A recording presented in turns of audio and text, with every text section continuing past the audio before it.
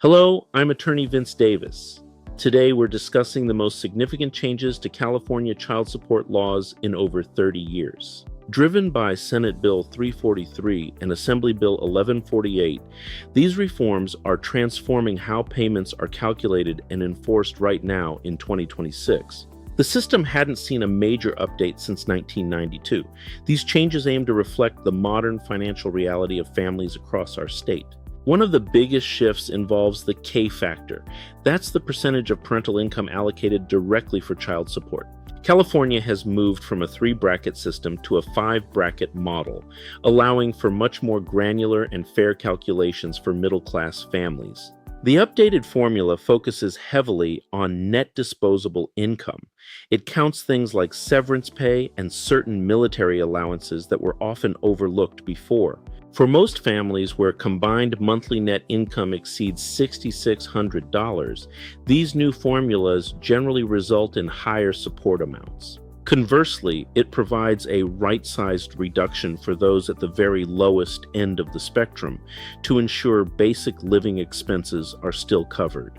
Now, let's talk about add-ons.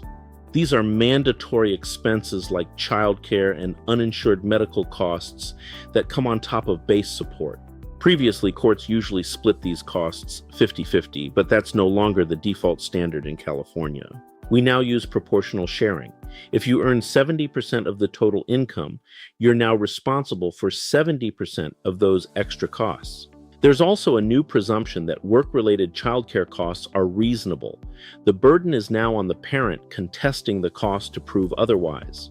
Protecting low-earning parents from falling into poverty is a major pillar of these 2026 regulations through the low-income adjustment.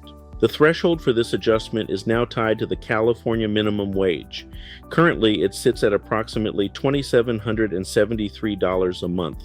Unlike the old static limits, this threshold will now be updated annually to reflect minimum wage increases, keeping the law current. Parents earning below this amount are presumed to be entitled to a downward adjustment in their support obligation to keep them afloat.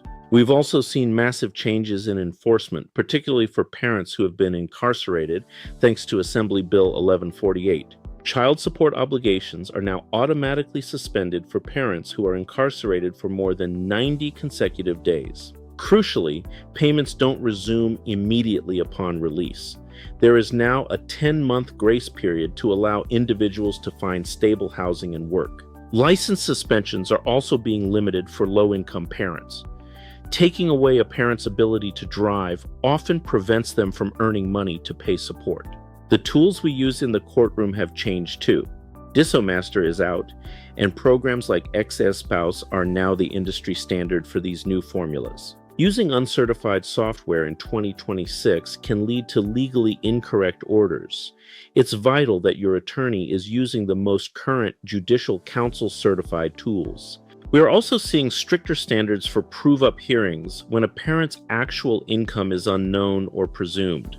Courts now require a detailed examination of a parent's actual ability to earn, rather than relying on broad, often unfair assumptions. Another huge win for families is the welfare pass-through change. By 2026, the goal is for 100% of support to go directly to families. The state will no longer keep a large portion to recoup welfare costs. This ensures the money actually serves the financial well-being of the child. With all these changes, you may be wondering if your current order is still fair. Periodic reviews are more important now than ever. Significant changes in circumstances, like a new job, a shift in custody time, or the birth of another child, are all grounds to seek a modification. Navigating these massive reforms alone is risky. The nuances of the new K factor and proportional add-ons require professional legal analysis. Whether you are the one paying or receiving support, you have rights under these new 2026 California laws that must be protected. I've spent decades helping families navigate the complexities of California family law, and I'm ready to help you with these new challenges. Every case is unique. A small oversight in calculating net disposable income can cost you thousands of dollars over the life of an order. Our goal is to give you peace of mind and ensure the final order is legally accurate and reflects your current financial reality. Child support is about providing for the next generation. These reforms are a step toward making that process more equitable for everyone involved. Stay informed about these changes. Knowledge is your best defense when heading into a family law courtroom in 2026. To recap, we have new calculation brackets, proportional cost sharing, and stronger protections for low-income and formerly incarcerated parents. Don't let these changes catch you by surprise. Now is the time to review your case and ensure everything is in line with the current law. If you have questions about how SB 343 or AB 1148 affects your specific situation, please reach out. You can reach my office at 888-8888-6582.